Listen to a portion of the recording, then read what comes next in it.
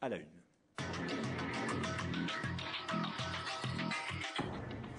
Et nous partons à la une au Québec pour une élection qui vient de se jouer il y a quelques jours, ici même, vous voyez, l'une des provinces francophones, même là, du Canada, avec ici, vous la voyez qui arrive, Pauline Marois, qui a gagné de peu cette élection, mais elle est, pendant son discours, vous voyez, elle est mise en sécurité puisque un homme a tiré, faisant d'ailleurs une victime lors de cette élection. Il a eu le temps de crier « l'Angleterre revient ».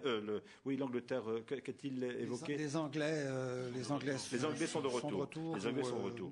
Reviennent plutôt. Sur cette élection, que peut-on dire? Eh bien que les souverainistes, indépendantistes, péquistes, plusieurs noms possibles, l'ont emporté, 32% des voix, alors que les libéraux, qui étaient sortants avec Jean Charest, qui a été lui battu également en tant que député, donc double défaite pour Jean Charest. Donc les souverainistes l'ont emporté, mais ils sont minoritaires à la Chambre. Surprise, on attendait, en tout cas les sondages promettait une élection plus large, une victoire plus large lors de cette consultation. On va regarder revue de presse ici avec le Journal de Montréal qui nous montre Pauline Marois, première ministre, minoritaire certes, mais c'est une première. Elle va diriger le gouvernement. Ça ne s'était jamais vu à Québec. Le Droit, également autre quotidien québécois, minorité pour Marois. Minorité, mais qui ne l'empêche pas d'être première ministre.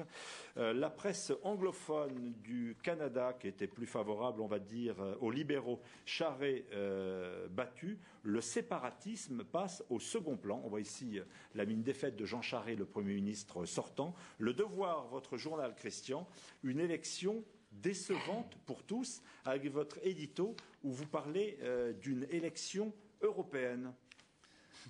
Oui, une élection européenne dans la mesure. C'est parce que vous vivez depuis longtemps à Paris que vous avez ce tropisme? Non, parce que c'est une élection dont le vote est vraiment éclaté. C'est-à-dire que historiquement, nous sommes sous un régime de type britannique où le bipartisme normalement l'emporte, mais cette fois-ci, on a vraiment vu une élection éclatée avec trois partis presque égaux et même un quatrième petit parti à gauche de la gauche qui dont les voix additionnées à celles du Parti québécois auraient donné un gouvernement majoritaire. Bien sûr. Donc, on a vraiment une espèce de portrait à l'européenne. C'est parce que la droite, pour simplifier, était divisée que les souverainistes ont gagné?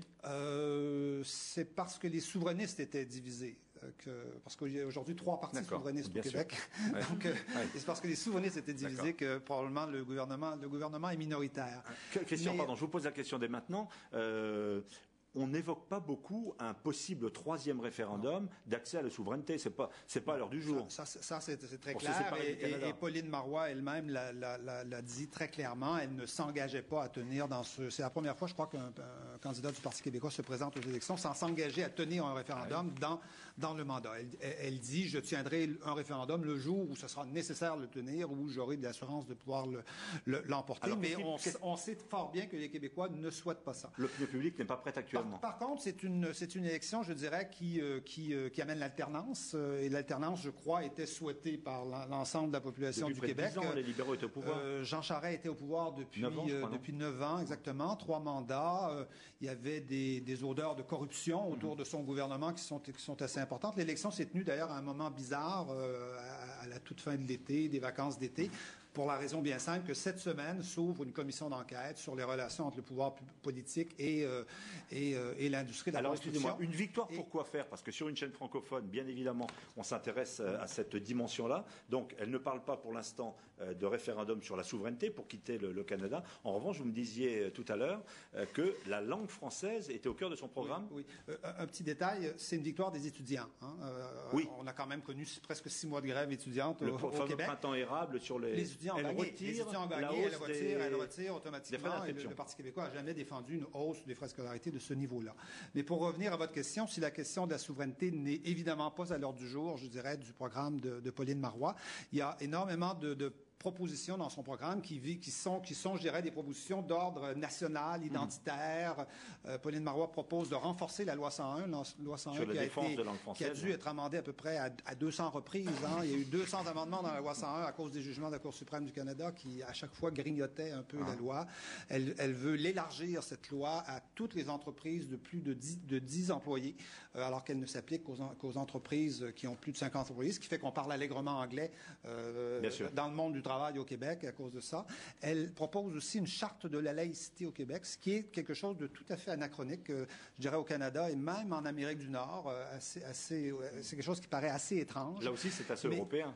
C'est assez européen aussi, en effet. Une charte de la laïcité qui risque... Toutes ces mesures risquent, je dirais, de créer des conflits constitutionnels inimaginables au Canada parce qu'elles risquent d'être jugées anticonstitutionnelles. Merci Christian. Je vais vous arrêter, mais ça veut dire qu'on va voir des tas de kiosques pour évoquer les suites de cette... Vous êtes obligé de me réinviter. Mais écoutez, vous savez, ici vous venez quand vous voulez, mon cher Christian, mais on va voir dans le reste du monde. Bien sûr, en France, on suit pour les raisons de proximité, de cousinade, pourrait-on dire, cette élection. Dans le reste du monde, en Allemagne par exemple, a-t-on suivi de l'élection au Québec ? Alors je dirais presque, s'il n'y avait pas eu cet attentat, on ne se serait presque pas rendu compte qu'il y a eu des élections. Bon. Et peut-être aussi qu'on voit les Québécois, c'est marrant parce que tu dis que c'était une élection européenne et nous, on dirait peut-être que les Québécois, c'est un peu comme les Français en Europe, mais style version Astérix. Hein, je ne suis pas sûr que ce soit un compliment dans la bouche de Martina. Attention, Christian. Non, mais oui, voilà, qui résiste.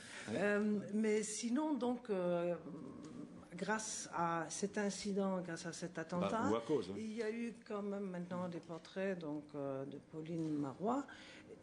Mais on retient, par exemple, surtout qu'elle avait honte pour ses chaussures bon marché quand elle était petite et quand elle allait à l'école, et qu'aujourd'hui, elle porterait des bottes pour aussi lancer des coups de pied. Merci Martina pour ce détail important qui nous aide à mieux comprendre la situation actuelle au Québec.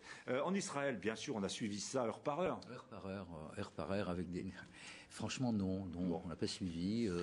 Et on l'a, effectivement, comme dit Martina, hein, c'est le drame de cette bizarrerie, d'ailleurs, du tir, et qui a amené la nouvelle aux nouvelles. Sinon, on serait perçu. Mais c'est quand même intéressant qu'un tiers, si je comprends bien, un tiers des Québécois désirent toujours la séparation. Et ce qui un tiers, ça veut dire que deux tiers ne le souhaitent pas. Donc, je ne suis pas sûr que ce soit... un tiers en Amérique, dans un pays comme le Canada. Enfin, je vais pas... Il y a un tiers qui la souhaite, il y a un tiers qui la souhaite pas. Il y a un autre tiers qui se balade entre les deux en disant il faut ajourner le débat, il va revenir dans 10 ans. 10 ans, vous dites. C'est ce que dit le troisième parti, le nouveau parti, la CAQ, la Coalition Alliance Québec. C'est un pays très connu en Afrique.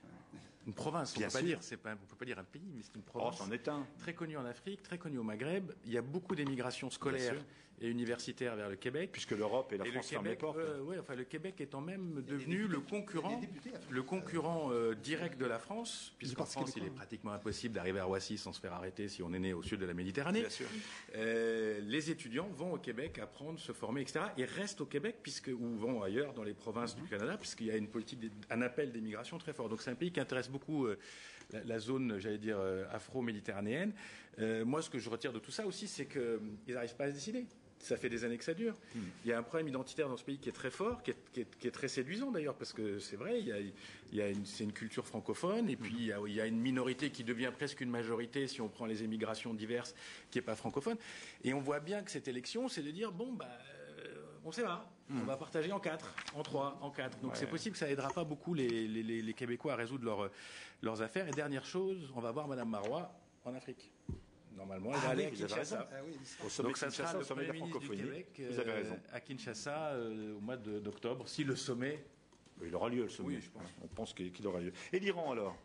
Pour l'Iran, c'est un petit peu loin quand même si c'est un peu le cauchemar pour les Iraniens d'imaginer qu'une de leurs minorités, parce que par exemple en Iran il y a les Kurdes qui pourraient très bien avoir un État comme, enfin en tout cas une province indépendante comme les Québécois, mais ça c'est vraiment un cauchemar pour les Iraniens d'imaginer que quelque chose comme ça puisse se passer. Mais ils s'intéressent plus au Canada en général que. Question, est-ce qu'il y a un changement sur la politique d'immigration par rapport à Charest ?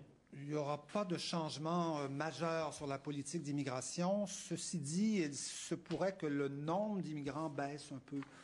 Mais le Québec va rester un lieu où on accueille beaucoup d'immigrants. Ce qui va changer, par contre, c'est la volonté du gouvernement d'intégrer ces immigrants à la majorité francophone. Parce qu'aujourd'hui, le Québec, malgré toutes les lois, malgré toutes les élections qu'on a eues, nous n'arrivons qu'à intégrer un immigrant sur deux à la communauté francophone. C'est-à-dire que les autres rejoignent la majorité anglophone. L'ancien Premier ministre Parizeau avait d'ailleurs dit que s'il avait perdu le fameux référendum il y a quelques années... Oui, on lui avait beaucoup reproché. Ça avait été un immense reproche. reproche, cette phrase, mais c'est vrai que l'accueil général des immigrants au Québec ne changera pas. D'ailleurs, le Parti québécois, c'est la première femme premier ministre au Québec, mais le Parti québécois a été historiquement le premier parti qui a fait élire des députés noirs.